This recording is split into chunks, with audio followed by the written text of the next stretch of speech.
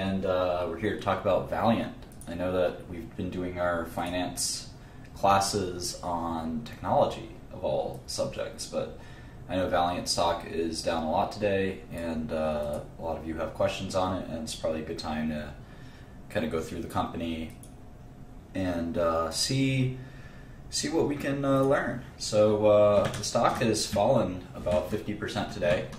And as you guys know, I like to look at the capital structure of the company anytime I look at any company, just kind of make sure I really truly understand the situation at the company. Now, Valiant is not reporting their 10K, so we don't know what their cash and debt are. Let's double check their press release. That's their last quarter's press release. That's again their last quarter's press release. Let's double check to see that they didn't include it in like an unaudited version. Let's see. They might have.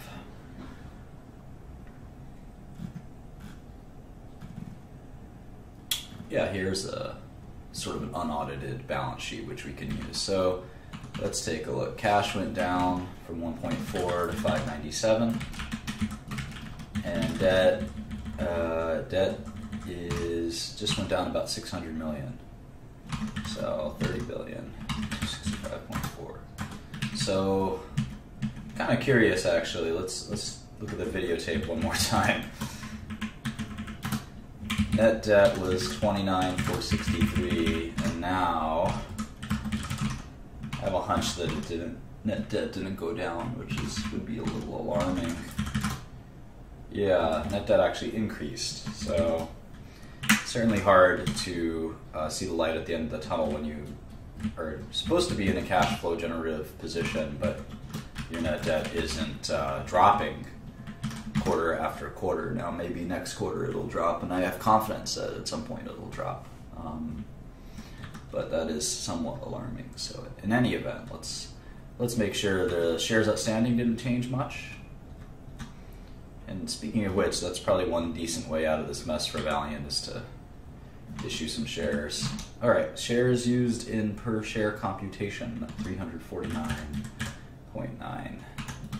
Not sure why the spike in diluted shares outstanding, but regardless, that's the shares outstanding. Okay, so we're dealing with about a $13 billion equity value and about a $43 billion EV value. And the first thing that kind of should come to mind for any investor is just the basic EV to EBITDA. And you see that they're giving this sort of next 4 quarters or next 12 months NTM guidance of $6 billion in adjusted non-GAAP EBITDA. Sorry, I'll move the screen here so y'all can maybe see the comments.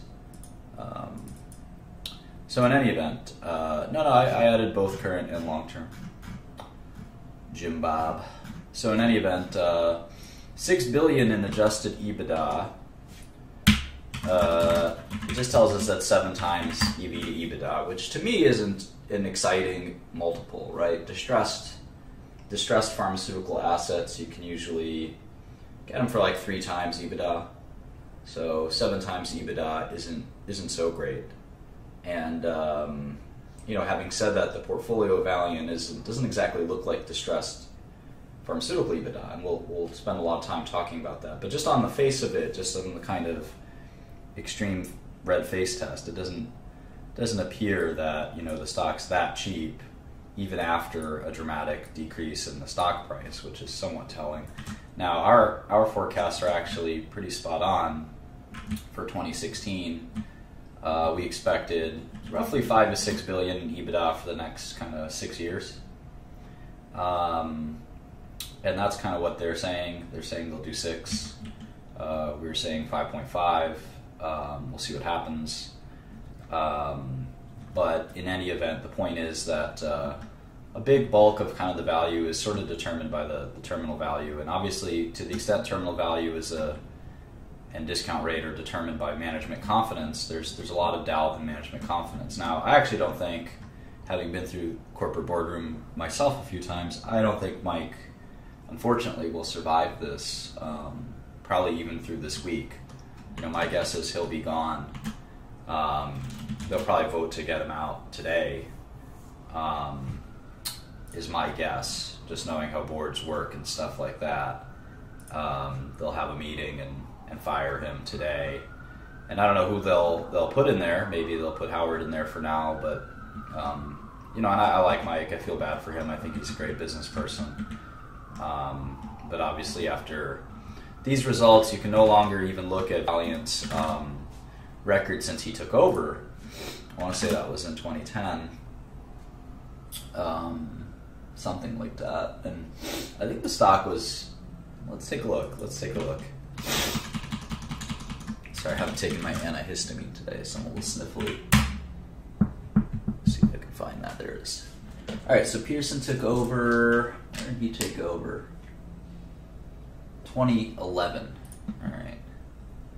So 2011, I think the stock, I remember it was like 15, 20 bucks, but maybe it's through splits and stuff like that.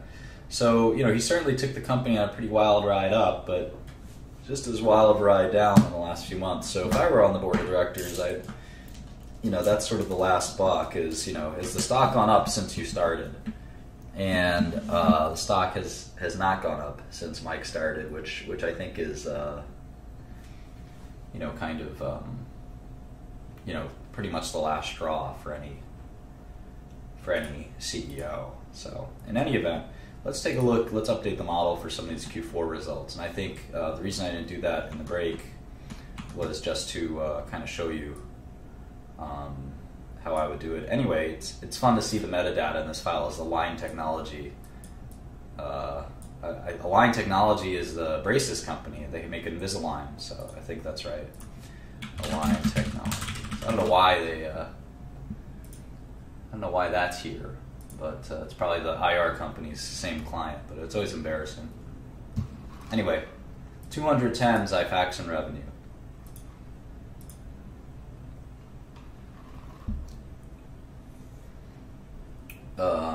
210. So we thought there'd be sequential growth, and I think they led us to believe that, and we'll place kind of a marker there because I think that they gave some guidance around that. It was kind of vague, and you can see that IMS is in fact no, I'm not short Valiant. Darren Del Signor. I have not traded Valiant stock in probably over a year. So in any event, let's go to IMS real quick, just because I think there's some interesting data here. So if you look at, and I have two IMS files because I think IMS actually changed some reporting stuff. So let's take a look. All right, so Q3 to Q4, we had 7 or 8% sequential growth. So to see 7 or 8% sequential decline in reported revenues is pretty, well, it wasn't a decline. Let's see. It wasn't. To see any decline is a little surprising. We got a 5% Xifaxan sequential decline despite a 8% sequential growth. So obviously stocking changes would account for that, but still disturbing. And I think if you do back out the Q1 guidance, it's even worse. And if we look at Q1, let's see. Well, we don't have much evidence for Q1 just yet. We've got January, which looks sequentially flat at least from first month. It's obviously hard to divine anything by the first month, but Q1 at least tracking so far. 1/3 of the quarter is in. We'll know February sales pretty shortly, I think. Here we can get weekly sales. I have those numbers as well that I can add. So in any event, that's sort of Xifaxan. Let's take a look at Jublia. Jublia, 68 million. Wow, kind of a disaster, right? I mean, usually. Thanks, Andrea. Usually when you're launching a product, you don't see this. In fact, you never see it. So I think that's probably the Philidor. I mean, you never ever see a sequential decline of 30%. Hang on, I actually have a date tonight for the first time ever. I don't know. You guys have to teach me.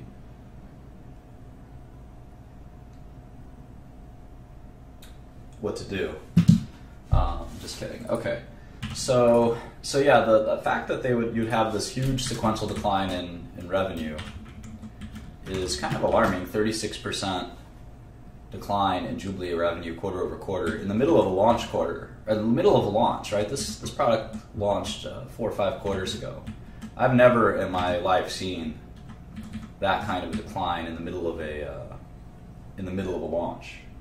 So very bizarre, very truly bizarre. So don't know what happened there. Probably Philidor changes, maybe. And then again, if I'm a wholesaler or something like that, I probably am not too excited about stocking Valiant products while all this kind of controversy is going on. So that, that certainly contributes to the softness seen in these 2 quarters. And I'm not going to focus too heavily on the quarters because I think the vast majority of the value of the company is in the tail, as is with most pharmaceutical companies. And as I fax in, I'm just going to have to reevaluate kind of growth here, and we know that there's a generic on the way, or on deck, as my favorite rappers would say. And so what that tail looks like is unclear, but certainly by 2025, I don't think Xifaxan is a valuable brand. I think that's fair to say. And then you end up having kind of a small pharmaceutical business. At maturity, you have a small pharmaceutical business, and it's kind of mishmash of stuff that they probably should start divesting to focus on something else. You don't have that big of a consumer business. You have this derm business, and again, derm, what does derm really look like over time is unclear. It seems like if you want to be a real cynic, a true cynic, you could say that derm was and again, I'm being really cynical here. It doesn't reflect how I believe, but you could say that derm was kind of a loophole business that Valiant exploited really well. Not too different from price increases and stuff like that, where you can get this excess growth from temporary excess growth, if you will, from this business plan, and that business, including these sort of very expensive, and very not kind of medicinally important medicines would be kind of taken up in this fashion. So the question is, will derm decline faster than this? Is a good question. So you have the small consumer business, kind of a small diverse pharma business, and then you have Bausch & Lomb. And what's kind of funny is, certainly Bausch & Lomb is worth something, but we still have an enterprise value of $42 billion, so we have to figure that out. And then you have kind of a big foreign business, which again is somewhat unclear. So if you just take a really conservative look at it, it's a $2 billion EBITDA or $4 billion EBITDA company at maturity. The question is, what's the growth profile at maturity? And I think that's something that's hard to tell.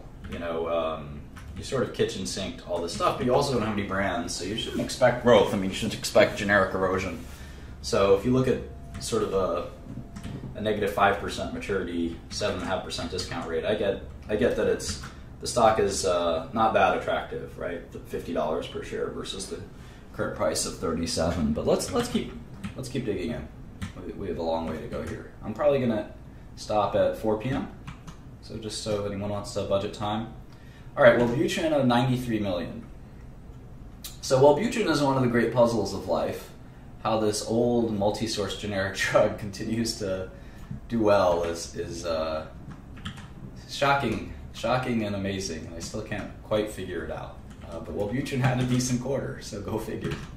Xenazine went generic last quarter. In fact, I almost got into that market. So their Xenazine dropped quite a bit. I think it went generic last quarter, so I'll look that up in a second. Provenge, where's Provenge? 77 million. So Provenge is hanging in there. Provenge is a weird product. Many of you are familiar with Dendreon, the company that went bankrupt that Valiant acquired. I'd be curious to see what their margins are on it. Dendreon had a very hard time. Very hard time getting good margins. All right, Solidyne somehow dropped off their top products list. Is that right? Or did I miss that? Where is it? I must be missing it. How could it not be here? 26 million. What? 54, 61, 57, 65, 66, 26? Is Wayne Brady? No, I'm kidding. I don't know if you know that Dave Chappelle skit with Wayne Brady, but Wayne Brady plays a pimp in that skit, and one of his distributors comes up short. So this was a very bizarre quarter for Solidyne. 54, 61, 57, 65, 66, 26. It's very, very bizarre. 75% sequential decline in Solidyne. Kind of tells you that, you know, a lot of their, and that raises the questions. Yeah, exactly. Does Wayne Brady have to slap a? So, you know, we've been expecting Derm to grow, or at least not shrink dramatically. Maybe now we're realizing that without these tricks up the sleeve, that Derm isn't really going to. Derm's not going to grow. Derm's going to shrink.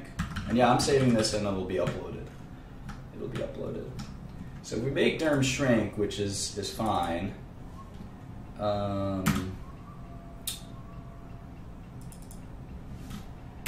And let's sort of fix the Solidyne. Well, we have Solidyne kind of disappearing anyway, so that's fine. What are the other Derm franchise? Elidel. Is Elidel? I gotta analyze Elidel. I don't know the situation with Elidel too well. It's a pretty good product. Retin-A though, that's one that is multi-source and should drop pretty dramatically. I've looked at that market a little bit. Carac and Ziana are kind of similar. Let's take a hammer to the Derm business. The idea that the Derm business was sexy is kind of been propagated by Valiant. May not really be the case. So let's be nice and aggressive here. Tacrolimus is a bit different. Maybe I'll just have it drop 92% a year or something. All right, so now we've taken a more of a kitchen sink to the Derm business, because I think there's a lot of risk in that. Now, at the same time, you know, I feel like lowering the discount rate just because I'm making these super conservative forecasts, and the truth could be better. You never know. So I've got per share value right now, $45. We're still very early on in this process, so, but really remarkable Solidyne weakness. All right, Isuprel, 53 million. Isuprel, 53 million. Now this is going generic soon, so I well, I guess I should update this shortly, but you know, maybe it's going to do something like that. But it's going generic quite soon, so Isuprel is at least. I don't know if it's going to be this quarter, so maybe I'll push it out. But NitroPress, let's look at that one. NitroPress. Is it even here? There it is, 58 million. NitroPress, big quarter. Interesting. All right, Lotamax, 43 million. Looks in line. All right, everyone's favorite, Glumetza, 86 million. Now Glumetza, I don't know if it went generic yet. I should check. Lupin launched in February, so Glumetza is probably, well, maybe it launched, I don't know. Glumetza should be dead on arrival. I've taken it out of my model, but I don't know. The minuscule tail. All right, Aprizo, 31 million. Okay, looks similar to last quarter. Carac, 21 million. That's pretty soft. Huh. All right, Ziana. Wow, Ziana's they're not even reporting it. Let's see how small. The smallest drug they're reporting is 20 million, so it was sub 20 million for Ziana. So, I don't know, maybe the best possible thing was it was 19, but that's sort of a declining drug at this point. Very weird. A lot of weirdness here. Ofloxacin, also not reported anymore.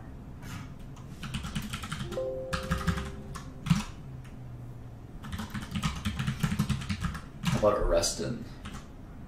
Arestin. 32 million. All right, well, that's not so bad. Movaprep. That's a Salix drug. Not reported, so wow, that's a big sequential decline. Retin-A. No way. Wow. So Derm really took it on the chin. You gotta look at Retin-A, that's another big sequential decline. How about Clendigen? Nope. Wow. And Elidel finally. If Elidel's not on here, there it is, 25. Alright, so Elidel dropped 22% sequentially. It's pretty bad. Cupramine, my favorite. 27 million. Alright, Cupramine's a steady Eddie. I think a generic to Cupramine is coming at some point, but maybe not today, maybe not tomorrow, but at some point it'll come. How about Uceris? That's supposed to be their big growth brand. Uceris. 39. Wow.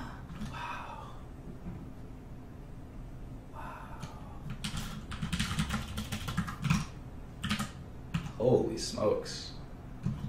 We were forecasting 71. Again, in the launch, this is just bizarre behavior that very new launch. Alright, wow. Okay, let's see what IMS had for US Pharma. Kind of curious. So let's see if we just did 2.248 versus 2.146. Okay.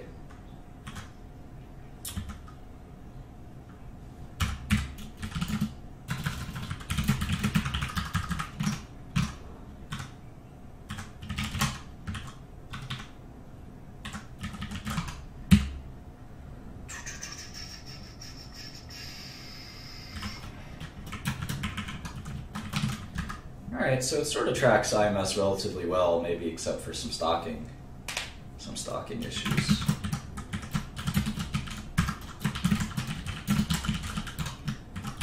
Alright, so obviously I think the Q1 guidance was the shock for everyone, right? They're saying revenue of from 2.8 to 3.1 to 2.3 to 2.4.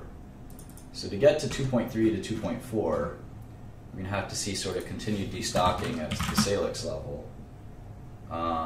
Julia, God only knows what's happening there. Wellbutrin should be, I don't know, maybe it's seasonality for Wellbutrin. Xanazine's going generic, so I don't know what's going on there. Proven should be whatever. Solodine, God help him. Suprel, Nitropres. Well, we don't know what the other was, so let's see if we can get a US Pharma number. I think we can.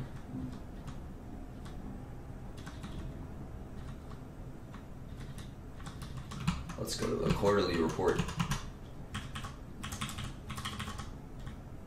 Product sales. I wonder if did they give up on segment reporting this quarter? That would be alarming if they decided to do that. No, they didn't. Okay, good. So, US Pharma, 1.9 billion. And that's roughly what we got here. We got to make some small dips and tucks, I think, but that's probably about right. Okay. In fact, we can calculate the other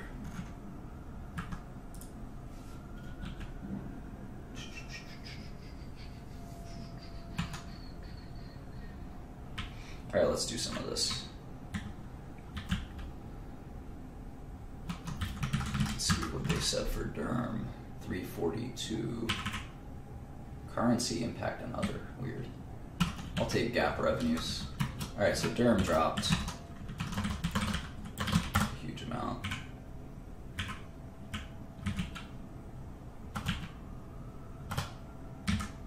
How about consumer? Consumer, see, consumer's going to be the one valuable brand. It's like 600 million in annual revenue. It's probably worth what, 2.5 billion, something like that. Let's see, ophthalmology, RX. That was the Bausch & Lomb pharma business. That's probably still worth something. Contact lenses, surgical. These are all surgical. Actually grew quite nicely. Neuro and other. 557.5. That seems off. We'll keep looking. So maybe all the weakness came from Derm and GI. Oncology. Oncology is just programs, right? GI 509.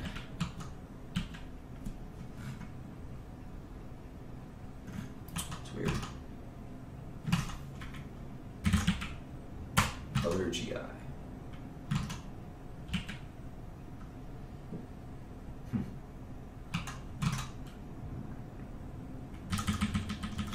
Alright, let's do this rest of world stuff.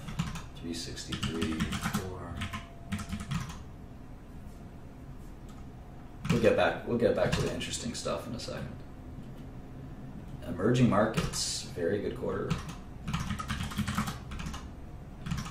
LATAM and Asia, pretty weak. Alright, so gotta do a little more nips and tucks on the income statement, but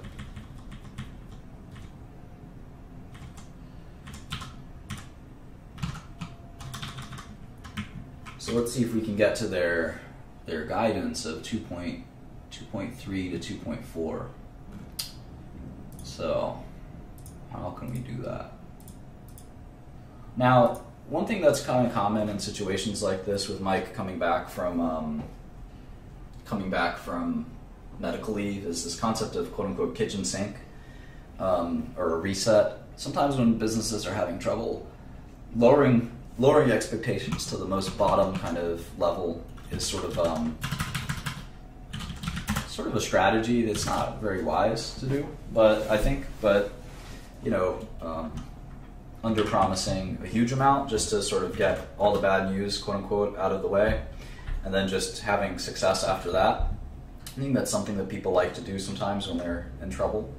I don't advocate it for sure, but so let's see. So it's hard to say that the foreign businesses at least should be able to perform in line at least. EMEA has a weird pattern. It's hard to tell. We'll take the average for the last 4 quarters. That's a little easier. All right. So these businesses are pretty steady. If Zenazine is gone, can we get a Zenazine number? Let's see. Is Zenazine even reported by IMS? Let's see.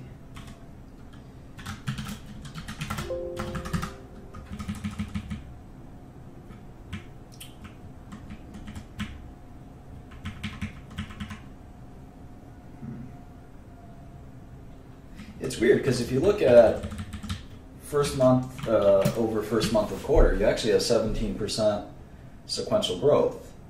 But they're telling us that revenue is going to decline by this enormous number, right? 2.3. Revenue is going to decline by 15%, but IMS is telling us the US part of that is at least growing 17%. Now, they have February and presumably most of March, and we don't. So we don't know what February looked like, but stocking is probably the big issue. So maybe Xifaxan gets hammered even further. Maybe Jublia, maybe just stocking will go down to a bare minimum. It just seems unlikely that that number is achievable, or it's going to happen. Let's see. And maybe it's this kind of other section that's going to get hit. So we can get to 2.5 and be realistic at least. Let's see. But without kind of consumer and other stuff like that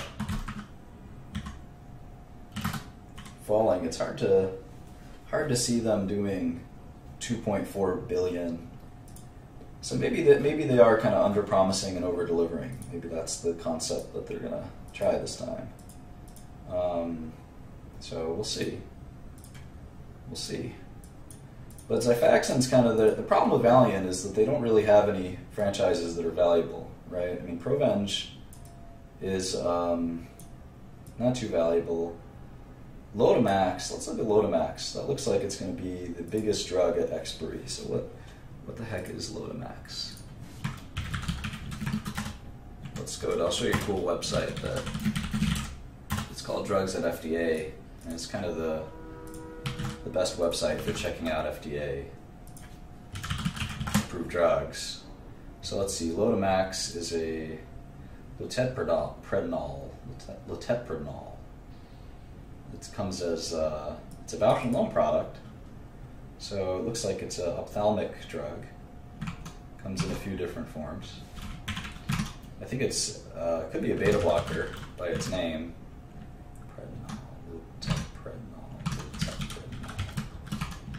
Loteprednol. All right, let's see if there's a website. Lotamax. I'm kind of curious. Maybe I'll go to IMS. I'll see if there's any. Kind of curious if there's we'll do a few things. I'm curious about this product.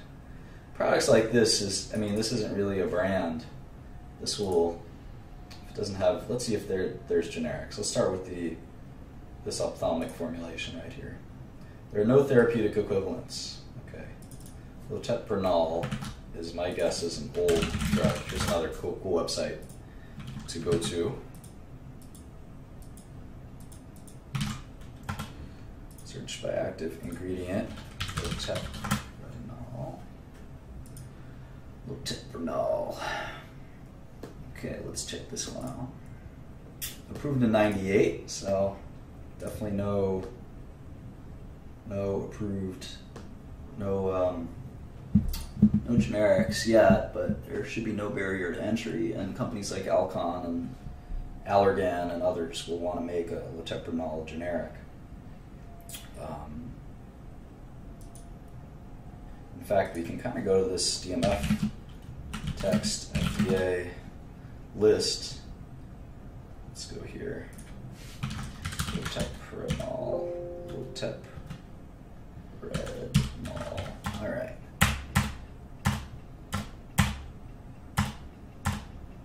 Crystal Pharma. Crystal Pharma filed a DMF in 2014. Pharma Bios. All right, so at one point or another, this thing will go generic.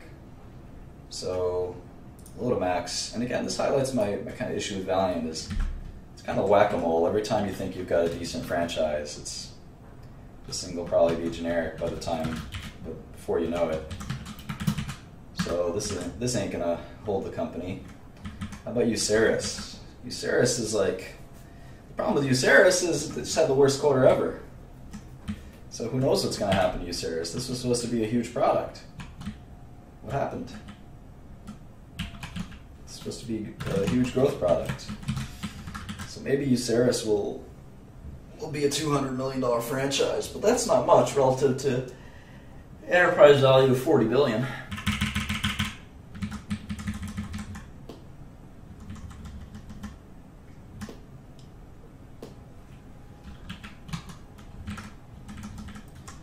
All right, so I've gotten fair value now of $24 a share, which is pretty far from the current stock price in the wrong direction.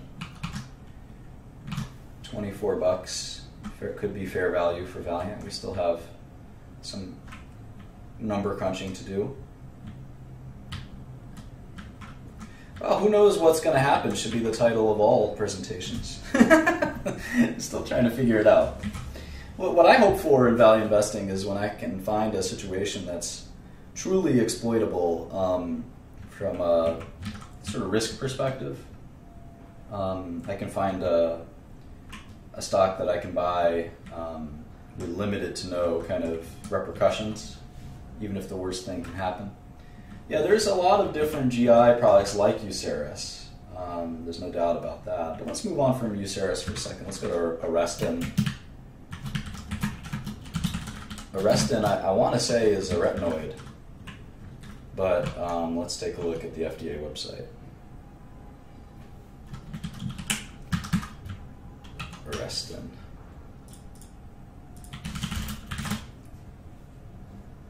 No, it's minocycline, which is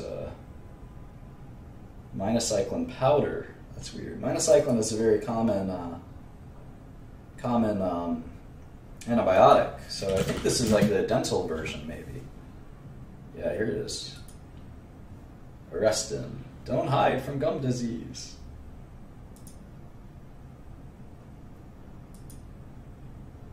So it's like a gel that you put in your gums.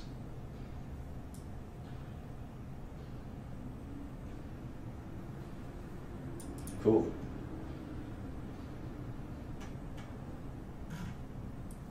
That's pretty neat. So this may not go generic. This may not go generic. Let's see. There's 100 million minocyclines in the DMF. Well, only 15. So only 13. Zhejiang Husan is a big API maker. So maybe someone will try to knock off Arestin. Microsphere is sometimes hard to do. Let's see if we can get a prescribing information. So minocycline is nothing special. But here's the hard part. This bioresorbable polymer, PGLA, that is usually pretty tricky to make generic versions of that. And even when you do, there's going to be not totally clear substitution. So let's see if there's let's actually see if there's a guidance, equivalence guidance, or guidelines. Let's see if there's bioequivalence guidelines for Arestin or active ingredients. So it's minocycline. This is kind of a cool website that the FDA has as well. There's a bunch of these. It's pretty neat. All right, so here it is, extended release powder for dental. So it looks like someone's trying. Let's see when the guidance was recommended in March of 2015, so that was last year. There might just be a generic coming. Let's see. Okay, so they expect bioequivalence based on a clinical endpoint. They want a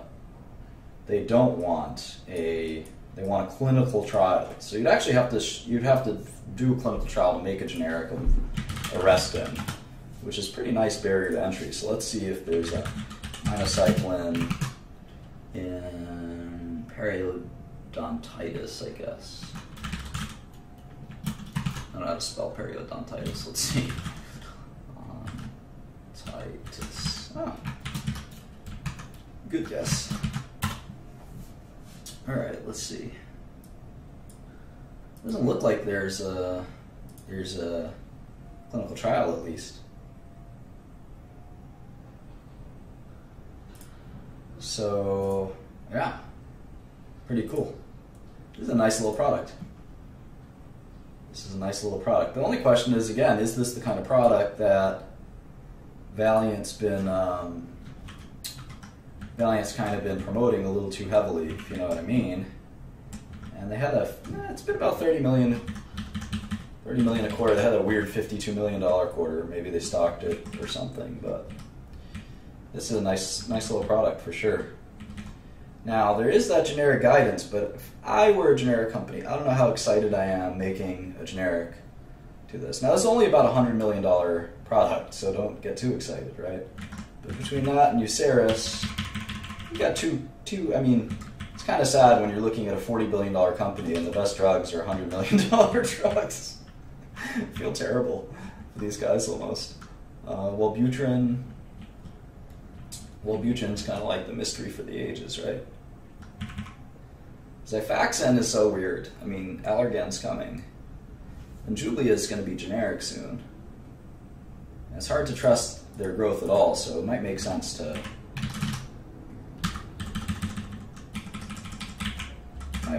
chop Jublia down a little bit. Now, Wellbutrin is one of the weirdest situations I've ever seen, and again, it didn't have a bad quarter. Which tells me that I'm not sure how much Philidor promotes Wellbutrin. This might be just crazy doctors who like it. Alright, so when I get into situations like this, I just want to look at what's the biggest franchise. And so we have Asia, China, etc. as a big franchise, and consumer as a big franchise in terminal years. So let's look at Asia real quick, because I'm kind of curious here. I said that most of the business is in China, about 2/3. But if you look at this quarter, it was revenue for Asia was actually flat year over year. The Asia business is bigger than most of their drugs. So it's hard to really believe that you're going to get a ton of growth.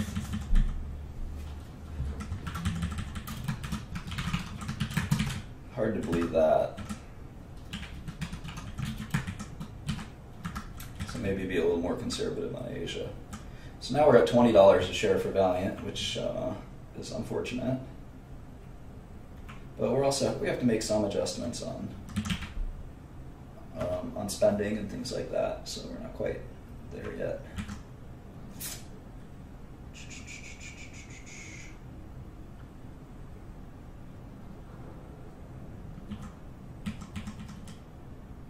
No, maybe we are. This looks pretty reasonable, actually.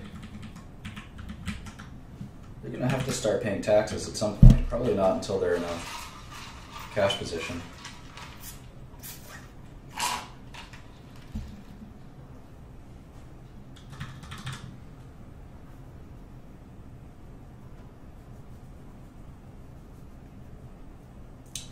All right. What are Valiant's top consumer brands? Let's take a look.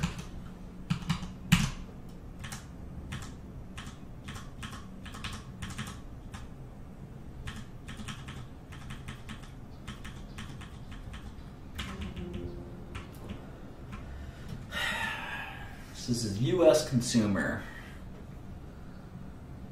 Did 155.9. So I'm guessing this is Bausch & Lomb stuff. I'm guessing it's Bausch & Lomb stuff.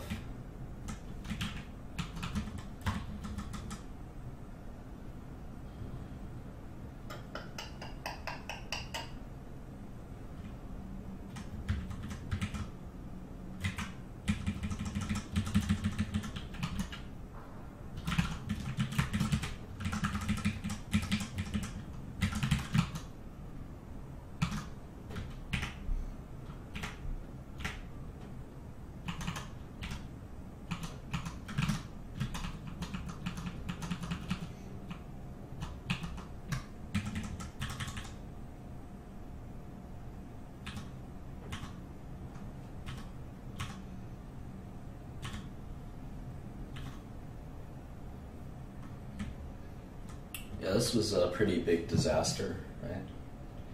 A 10% cut to revenue guidance.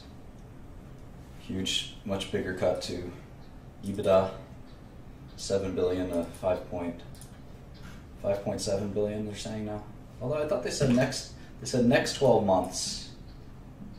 So next 12 months, 6 billion. So 5.6 to 5.8 for 2016. We're at 4.6.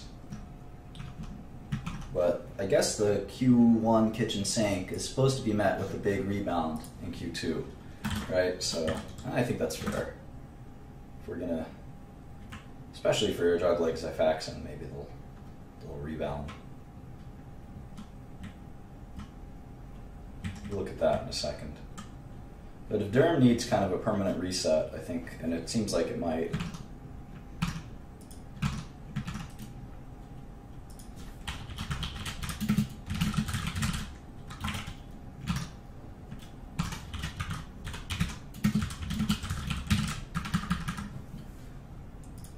Let's see.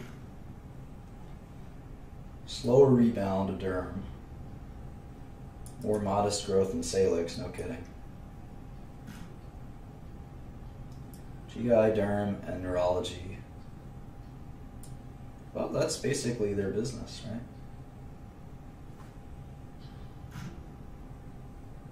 Double-digit growth for GI, Dendrion, Dentistry, Contact Lens, and Women's Health.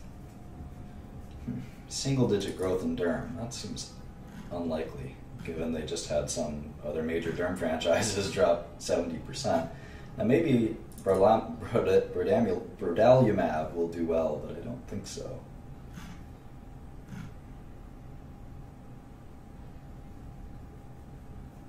They really shouldn't have brought Sprout, huh? That would have been a nice $1 billion to have in handy, come in handy.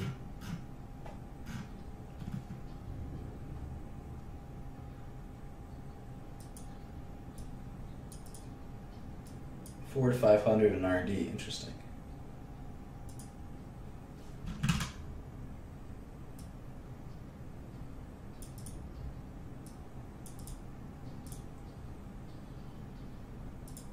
Cash interest expense. All right.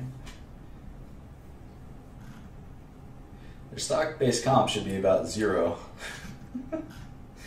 given the problems they have.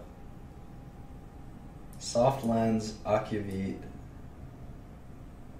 So they're, consumer products. Let's see, soft lens. What the heck is soft lens? Soft lens are contacts. Okay. Renew. Trying to figure out what exactly is in consumer products. If it's all Bausch or not.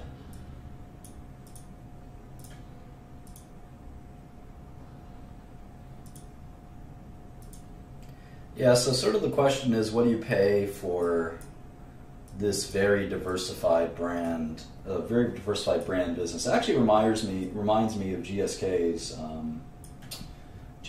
business. GSK was trying to sell their established products business, if you will, and it was interesting because that business was declining like 5 or 10% a year in EBITDA, and it looks a lot like this business. It's just a mishmash of crap. So now that's only part of the business, right? So if you take out the bad part, you take it, if you merge it or average it, if you will, with the good part, which is the what's left. So you got 1.3 billion of kind of crap, another 200 million of crap, so that's 1.5. So 1.5 in pharma out of 6 billion in revenues. There's 700 in consumer. Ophthalmology RX is still crappy.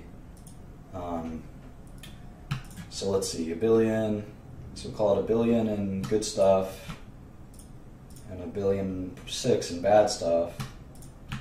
And then we'll add surgical is probably fine. Neuro is bad. Neuro is terrible, in fact. So now you're up to 2.1 is bad stuff, if you will. More than that. All right, so it's still a pretty crappy business at the end of the day in 2025. These brands don't really shine through in 2025 any more than not enough to, I think, offset the. They're not offset by these businesses, which I don't know what the landscape for emerging markets pharmaceuticals will look like in the next decade or two. I don't think anyone knows. And there's some excitement, but there's also reason to be skeptical. So you have this consumer business where I don't think the tail can wag the dog, because you've got really just a few billion of kind of consumer non-pharma. And even that non-pharma, quote-unquote non-pharma, looks awfully pharma. And it's small. It's only $1.5 billion out of 6. So 75% of Valiant at terminal value is still kind of this hodgepodge of tiny brands. Which, again, if you've looked at these tiny brand portfolios, and I've been at auction for some of them, they're not really easy to value, and they don't typically get good auction value, just because they're all over the place. They're all a mess to manage and things like that. So maybe Valiant's is short. Who knows? We have to keep looking. Again, the surprise, I think the big delta here is just kind of the realization. I think what's happened today, basically, was we now have to question whether Derm, which is a big part of their company, whether Derm was just smoke and mirrors, basically. Right? Our valuation before was like $60, and now today it's $20. Because I mean, we just basically have to ask ourselves, what is Derm is it just a big kind of farce? When Solidyne goes from 66 to 26, I mean, Derm isn't, it's only 10% of revenue. So let's take a closer look at Xifaxan. Let's do that. Let's start there. So I have the old IMS.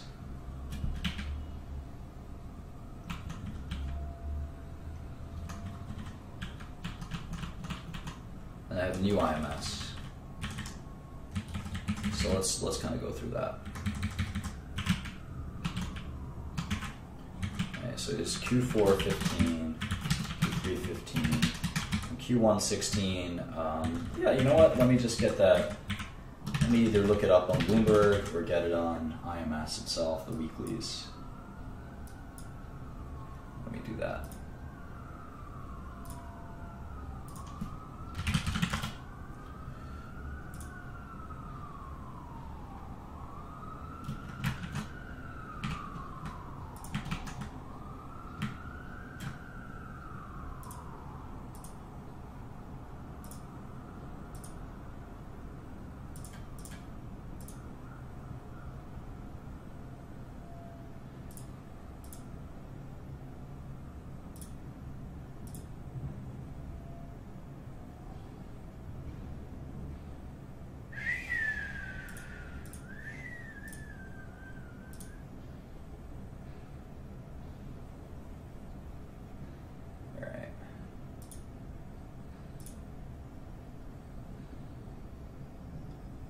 Let's take a look.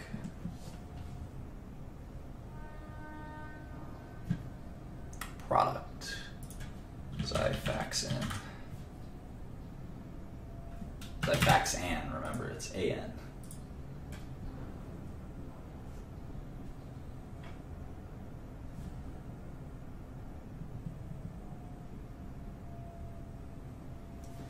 All right, so let's look here.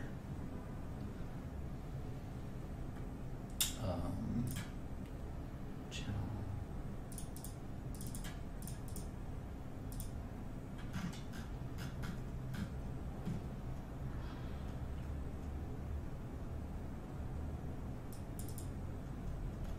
All right.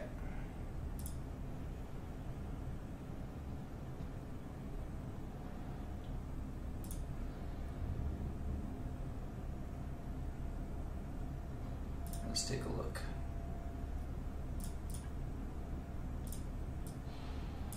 All right, so how is Xifaxan doing lately? What's the best way to do this? Let's take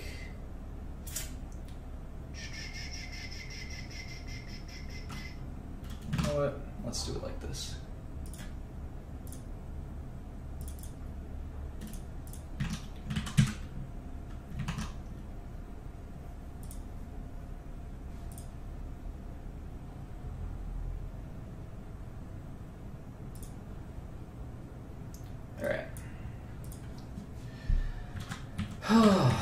All right, so let's see, equals sum. Now IMS is that's the week ending 3/4. So week ending 1/8 is the 7 days prior. So let's just do the count as well. Make sure we don't mess this up.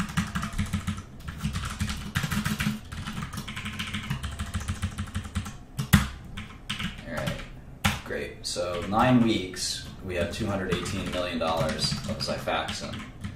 So we take the 9 weeks, let's take 9 weeks ending, or starting to be apples to apples. So Q4 starts in September. No, Q4 starts in October. October, November, December, right? So this is the best apples to apples. 9. Okay, so Xifaxan grew. Xifaxan grew. 4%, which sounds sequentially, which sounds reasonable. Sounds quite reasonable. And if we, in fact, let's take a 9 week moving, average and see what that looks like. That would be good data for us to look at. See how reliable this thing is historically. Yeah, it's pretty steady. It's pretty steady, and it's been growing. So the idea that like Xifaxan is like this jittery, terrible product in terms of revenue, I think is not right. I think it's probably fine. The problem with Xifaxan, of course, is that it's going generic. So let's see. Annualizing at 1.2 billion, but that's IMS, so that's not, doesn't include gross to net. And probably this is like probably 70% gross to net. So 900 million seems like a reasonable forecast. Let's take a look again at the model. So yeah, and it doesn't really matter that these 3 or 4 years will be much better than maybe we think. So let's see if we get this. If we kitchen sink Q1 because this whatever goddamn reason, but then it goes right back up to 200 in Q2. I don't know that that saves the day for Valiant, right? I mean, maybe that's $1 a share in net present value, but Xifaxan's still going to disappear eventually. Now, again, the question is when. So let's look. Let's look at that. Let me just jot some notes down here. So let's see, Q1.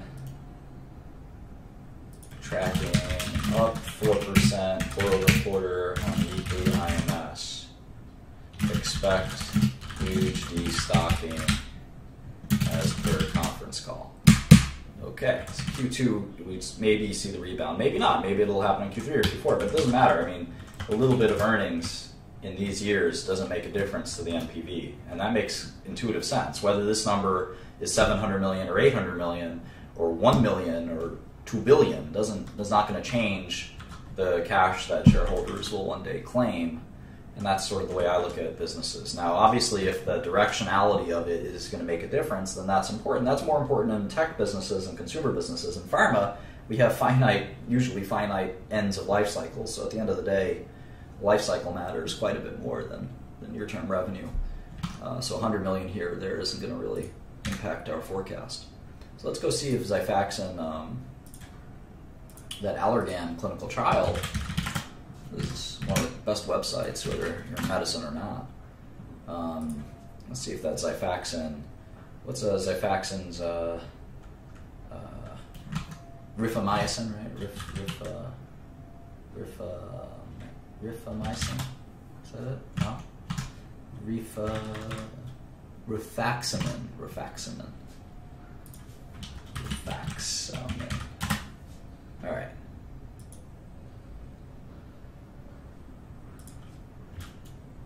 Rifaximin. There we go. All right. Let's see if that Allergan generic trial. See how that's going. Let's see if we can find it like this. rifaximin, allergan. Rifaximin comparison. All right. We'll find it. Rifaximin. Let's search for it. Like this.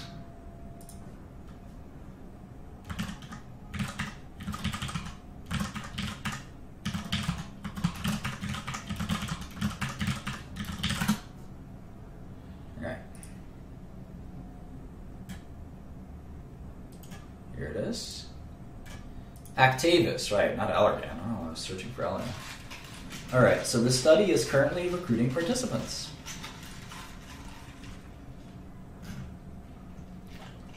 Study started in October, 750 patients.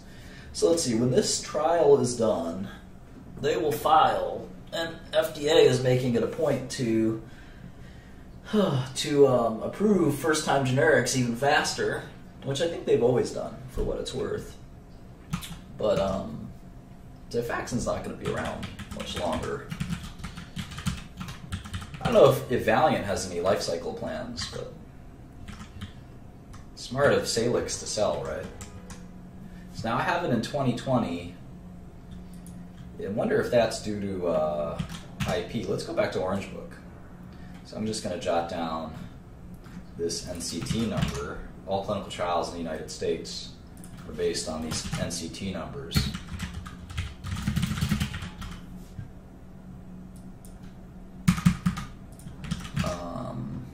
Let's go to Orange Book. Let's see if there's any BS kind of... I think there's a paragraph 4.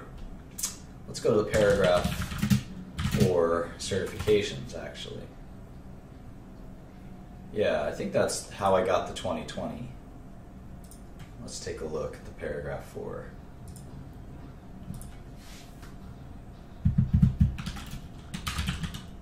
Rifaximin, 12/18/15, date of paragraph 4 submission. 12/18/15, 12/18/15, 12/18/15. Now that's weird that they filed the ANDA without the outcomes from the bioequivalence study. Because if I were FDA, there's no such thing as a refusal to file an ANDAs, I don't think so.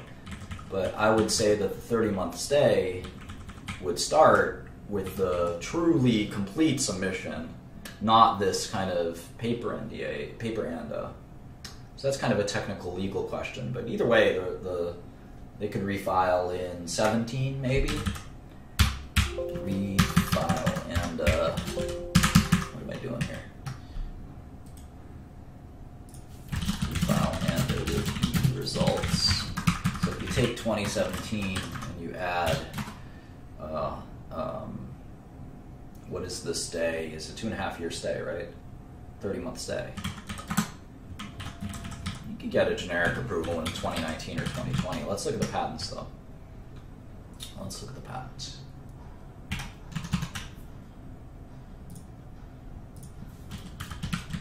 I don't know that the patents are worth anything. We looked at these. We actually remember we looked at these patents. Patents are garbage. They're all polymorph patents. Polymorph patents are not useful.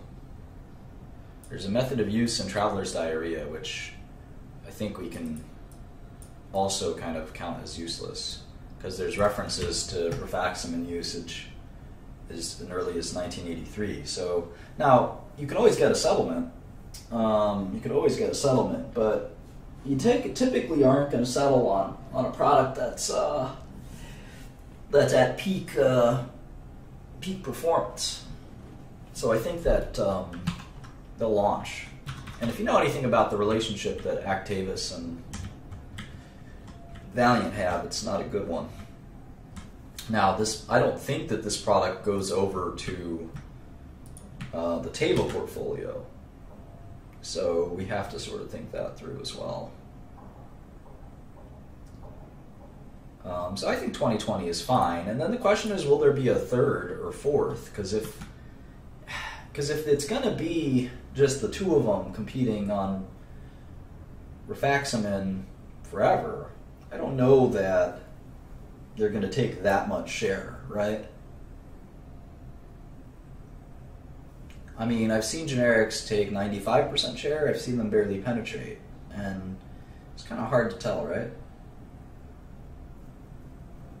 Kind of hard to tell. I would be uncomfortable putting a big terminal value, right? So I'd rather kitchen sink it than assume anything better. But maybe we should give them the benefit of the doubt for a second. Doesn't really change the situation much. Yeah, no, the IP is garbage. The IP is garbage. The IP is already IP defeats itself, my friend.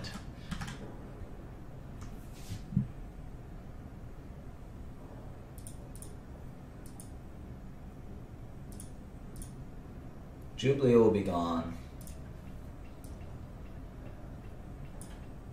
So Jublia also had a terrible quarter. Do we think of Jublia as Derm? Do we count that as Derm? Yeah. So Jublia had a terrible quarter, presumably because of the Philidor changes as well.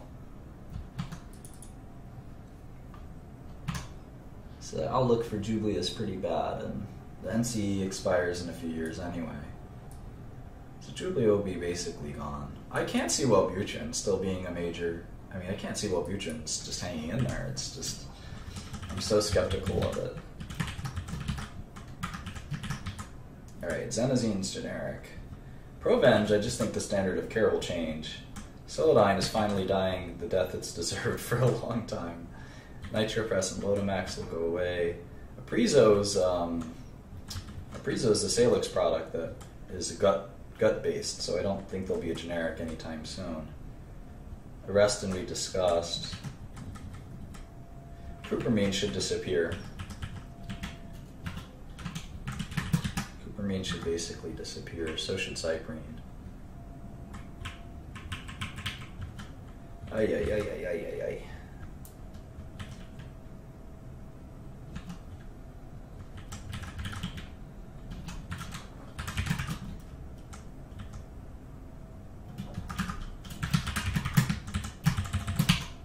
What a mess. Okay, let's see. See how we build this, make sure our formulas all add up and stuff like that. Alright, so we build this through these cells, and these cells are a function of these cells. Okay. So what we're doing to other derm is kind of interesting. You see other derm dropped 23% sequentially, and derm dropped 34% sequentially. So clearly the Philidor changes were meaningful and maybe not even fully annualized, or fully realized, maybe is a good way to put it.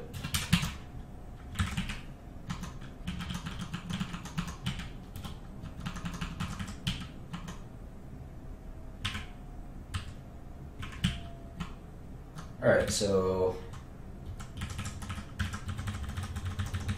will derm disappear or not is the question, certainly one question. So that's 500 million of revenue, it looks like. Let's see, yeah.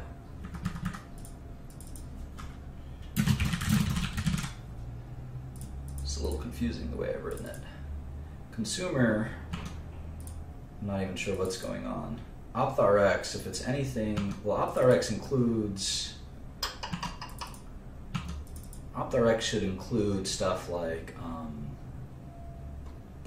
Lotamax, for instance. So that'll probably shrink. Contact lenses will be fine. Surgical will probably be fine. Neuro and other is kind of the problem child, because neuro and other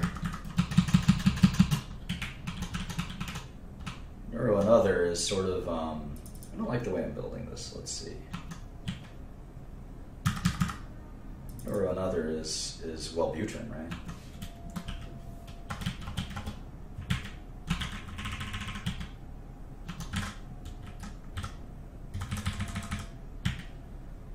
Let's see if it harmonizes a different way. Let's see.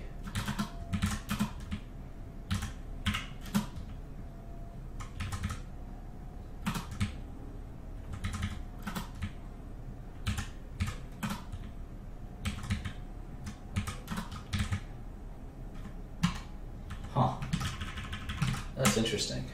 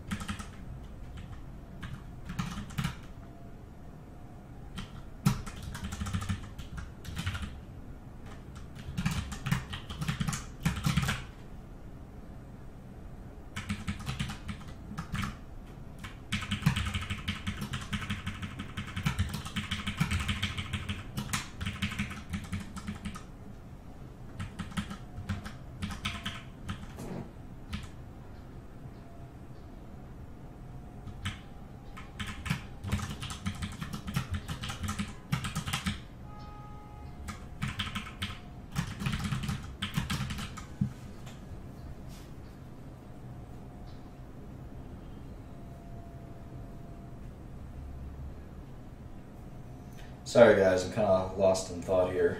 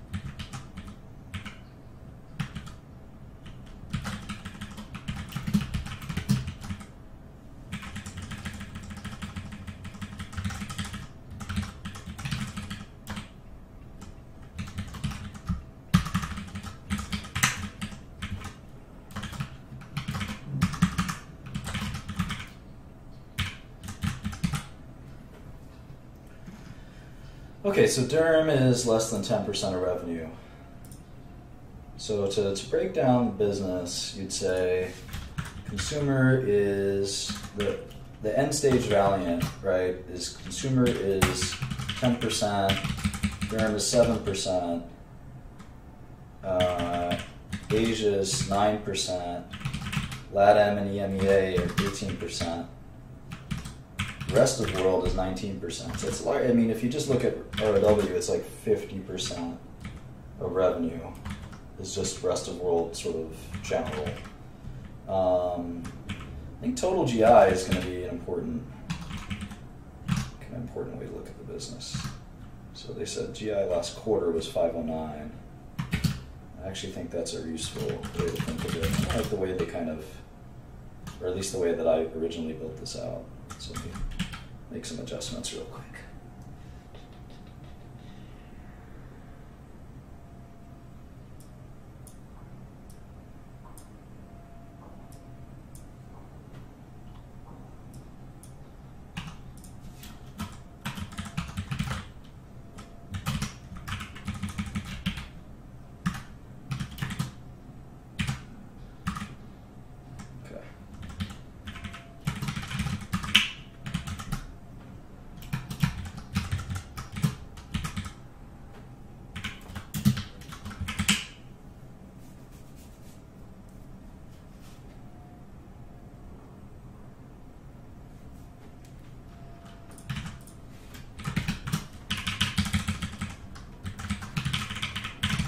GI is 13% of revenue. Neuro and other, the mysterious business is 10% of revenue. It's pretty diversified. Pretty diversified, just a lot of diverse bad stuff. And I don't have a lot of visibility into this. Half of revenue is just kind of very mysterious, decentralized, kind of poorly run, I think, by a lot of people's accounts. Like the LATAM and the Asia business, I think a lot of people say are not that well run.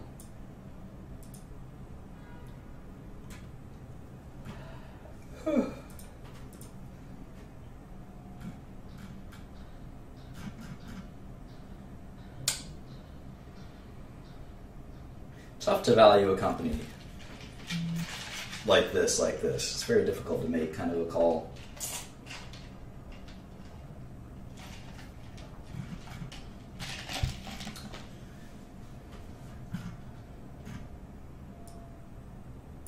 I mean, I think these are real revenues.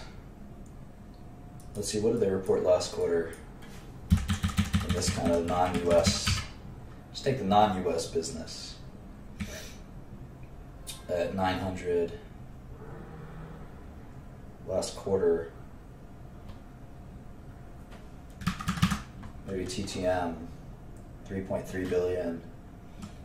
We still have it clocking in 3 billion in 10 years, which is pretty reasonable. So half the business probably has a maturity profile. Kind of a weighted average maturity, since that is That's kind of driving quite a bit of this analysis.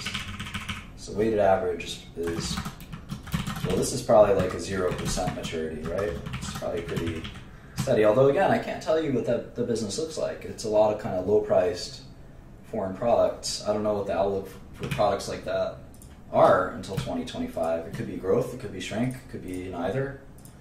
Pretty difficult to predict. Now for pharma, I can tell you that this stuff should decline pretty briskly even. Just do a bit there. So that's -5. That's definitely negative. Surgical should be flat. Contact lenses should be flat. Ophthalmology RX should decline. Consumer should be flat or growing, maybe even growing. Derm should be a decline. All right, so if I do these businesses,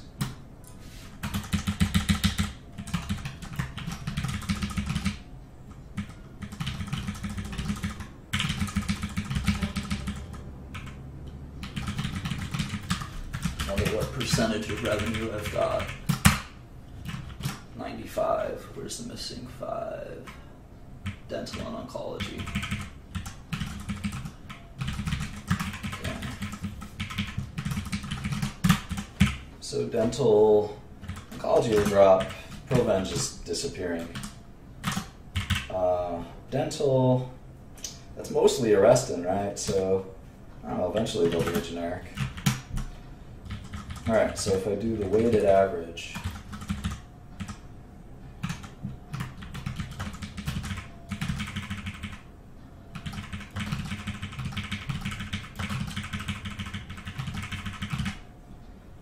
Weighted average.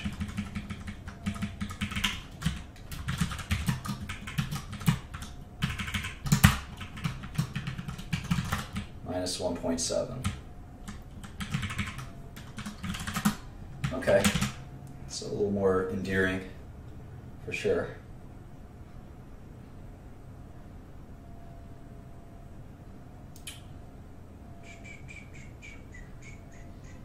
Well, I don't really know what's going to happen to that foreign business. Maybe it's conservative to say it'll decline. Kind of curve fitting a little bit here, but I feel exactly comfortable. I'm starting to split hairs quite a bit, which I don't want to do. GI, neurology and other, I just hate this business. I think -10% is more warranted. Everything else is probably fine. Derm. Maybe derm.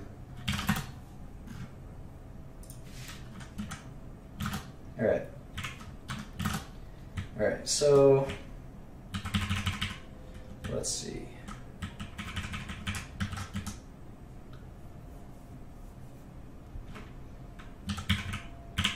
%70 margins, I think, is probably fine.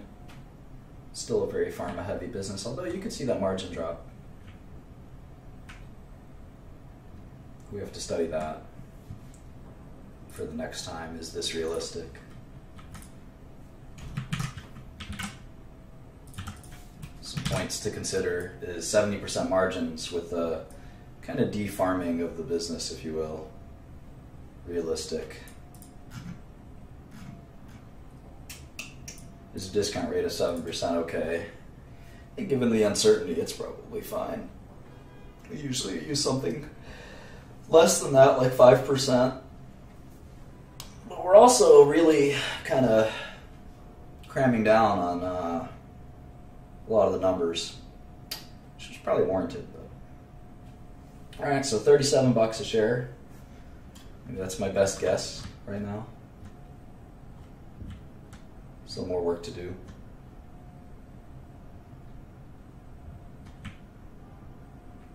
Yeah, I modeled the Wu-Tang album extensively.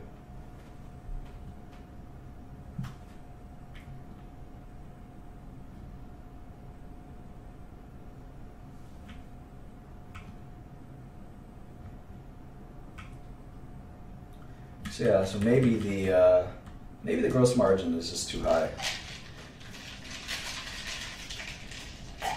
Because LATA, remember, LATA, your foreign pharma has lower gross margin than normal. What was our gross margin this quarter? Yeah, look, most stocks are not worth investing or trade, quote unquote trading, and this is no exception. I only get involved in stocks when there are gigantic discounts to fair value, and I don't see that for Valiant. And remember, I love shorting, so it's not like I don't mind shorting. All right, it looks like margins are 727. I would short the stock in a heartbeat if I thought it was worth shorting. All right, so margins of 73%, exclusive amortization and impairments. So those are GAAP. These are non-GAAP numbers. What we're looking for. We get 73% margin. Ooh, so I probably have to change up these margins a little bit. Let me do 73.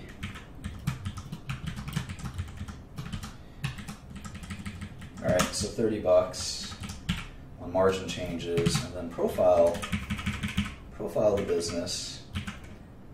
Profile of the business is if we take these guys as a percentage of revenue.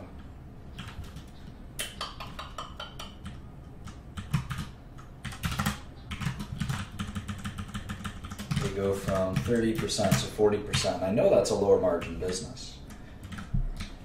So 70 might be fine. I mean, every margin point matters. So it's 69.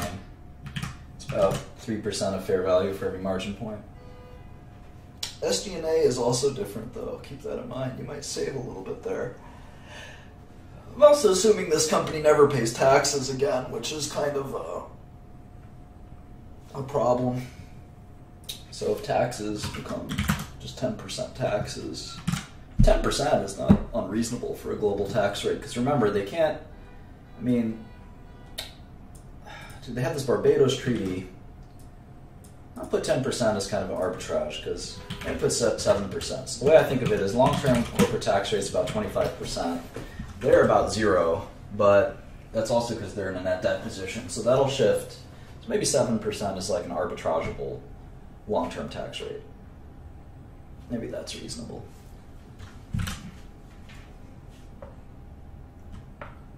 Okay, so $28 a share. That's my best guess. $28.37. All right. Well, I hope you found that helpful. I got a lot more work to do. A lot of forensic detail to examine here. Certainly, Xifaxan is one of the largest drivers, but the other big driver is just what is this foreign business? And I've actually got a foreign IMS, so let me get that out. Actually, let me get that out. It's called Midas, I think. I don't know how accurate it is. No, I wouldn't short it. I mean, like I said, most stocks. I mean, I say that for every 10 stocks in the stock market, 1 is undervalued and 1 is overvalued, and 8 are fairly valued. And this doesn't speak to me as that exciting. Now, if I knew how bad their quarter was going to be, then obviously, these changes would have been incorporated previously. But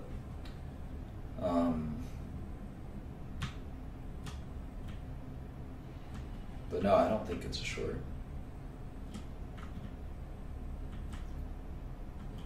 I certainly wouldn't buy it. It looks like it's a waste of time, basically. I mean, I wish I was short it. Obviously, the stock's gotten destroyed. I wish I was shorted. Who wouldn't wish they were short a $250 stock going to $35? That would be amazing. What a profit. I think the surprising weakness, not just in the Q4 numbers, but more importantly, in the Q1 guidance, suggests that like the Jublia weakness, the Solidigm weakness, like these are permanent weaknesses. These are not, temporary declines. I mean, these are permanent disasters, which is really, in fact, they have to be worse than Q4, which is really really, really telling. I mean, basically the derm business has all but disappeared. Maybe that's aggressive, but it's definitely been destroyed. And neuro and other will decline substantially as well. So maybe that's where it's coming from. But it's an alarming report for sure. I mean, when you thought these were, our last model was predicated on the idea that these were stable businesses. But what we're learning is there's a permanent reset in several of these businesses, or a permanent disappearance of several of these businesses.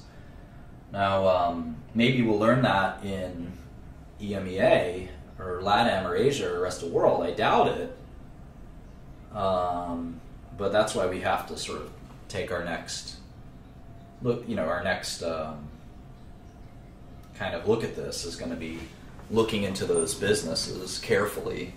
And this is a very complex business, so the juice is not really worth the squeeze. If you want to study this business really, really carefully, it's like studying 30 or 40 different businesses, which is frustrating. I'd much rather study a public stock that has, largely one business or two businesses. This is literally 40 or 50 different businesses in one. Maybe that's exaggerating. Maybe it's 10 or 20, but it's still a lot of work for what? To be able to trade a stock? There's so many better ways in life to make money than trading stocks. Especially, it's very unlikely that this stock, from what I can tell, it's extremely unlikely that this stock is worth double or triple where it's at, and it's very unlikely that it's worth half of where it's at or something like that. Maybe not that unlikely, in fact. Maybe it is worth a third less, something like that. But the surprising nature of several of their businesses sort of being these not as robust as maybe not as good as they looked, or not as robust as they looked. And again, I'm not sure what anyone thinks of this kind of ex-US pharma business, whether that's a growth business or not, will really impact quite a bit kind of what you think will happen to this company. If you think ex-US is a growth business, in fact, I can just make it a driver here. Ex-US growth. So let's say you thought it was 3%. You'd be, I don't know if it makes it a buy. Let's check it out.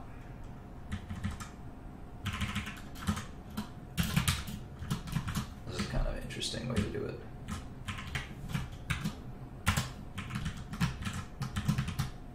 Yeah, it makes it certainly a more stable company. If you think the long-term growth rate, I think the long-term growth rate of any business being close to 3% is unlikely, but that's just been my experience. Yeah, okay, so if you think long-term pharma growth outside of the US, which is a very different market from the US, is about 3%, then one, I'd say you're being quite quite optimistic. That's above inflation growth in a business that's kind of a commodity-like business that has very little barriers to entry. But assume, and it has important brand value, of which Valiant doesn't have any. But assuming that somehow you think there's 3% growth in this mishmash of businesses, which by the way include EMEA, which is is not a growth business, right? You could automatically take EMEA out of that equation, right? That is not a growth business under any stretch of the imagination. So let's take EMEA kind of out of there. All right. So if you think it's a 2% growth business, so that means Valiant's worth 50. If you mean it's 2, it's worth 43. If you think it's 1, it's worth 37. If you think it's a flat growth business, it's worth 31, which is a little lower than where we're at. 1% is where the market is imputing, which is one of my favorite techniques. The market's telling you it's a 1% growth business outside of the US, which is, that's hard to challenge that. If it's a negative 1% growth business, you're talking about a $26 stock, which is really kind of nerve-wracking. But even if it's a 1% growth business, I don't know that you can sit there and say, oh no, that the ex-US, rest of the world, LATAM, and Asia is going to grow 3%. Well, under Mike's stewardship, under whose stewardship, and while you're trying to manage all these other businesses, can you really get, Chinese and Brazilian revenue growing? Is that easy? Given these circumstances? I don't think so. So, sounds fairly valued, approximately. Not that excited about Valiant. Certainly surprised by the results, as are everyone else, but assuming kitchen sinking, the derm disappearing and stuff like that, it's still not cheap, which is the hope. The hope in all this exercise was that we would find that after kind of throwing away several bad businesses and having a 50% decline in the stock price, that there would be a buying opportunity, but I don't really see that.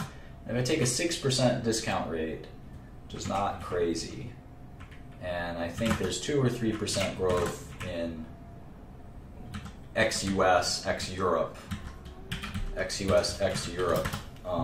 pharmaceuticals, maybe you can get back to $60 a share, which is, that's worth buying. It's kind of worth buying the stock.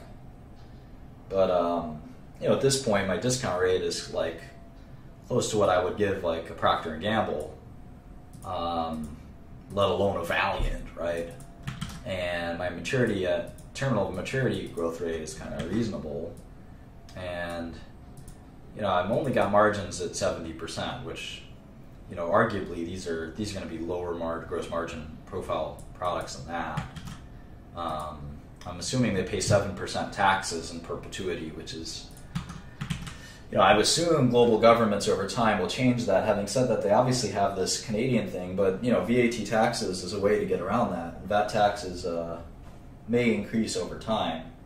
So any of those things could limit the ability to make money in the stock. And I'm giving them some liberties by doing a couple of these things. So, more realistic is 6.5% or 7% discount rate, and keeping Johnson & Johnson, Pfizer, and Merck at 6%. Because obviously, if I gave, I have to give them. It's the same way we do T plus 50 or T plus 100 for Treasury bonds. We have to do J&J plus 50 or J&J plus 100 for Johnson & Johnson. So it looks like it's fairly valued. I don't think you make much money buying it. I don't think you do well shorting it. But I also said that a few months ago.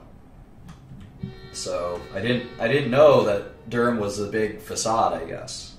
That if you were smart enough to say, no, your model's wrong, Martin, because derm is just smoke and mirrors, well, hats off to you. You made a lot of money shorting the stock. I gave derm the benefit of the doubt. I thought Solidyne, it's a $50, $60 million product. If you know the Medicis company, it's been a $50, $60 million product forever. Oh, now it's a $20 million product per quarter, obviously. And you see the same thing with Jublia. You see the whole thing with derm. And then I think the next shoe to fall will probably be Wellbutrin. Right? Wellbutrin's got to go at some point. So, but again, if you kitchen sink it, this is sort of what I'm doing here. And, it's about fairly valued and not that exciting. So anyway, that's my Valiant analysis. I hope that was helpful. I'll be around a little while longer.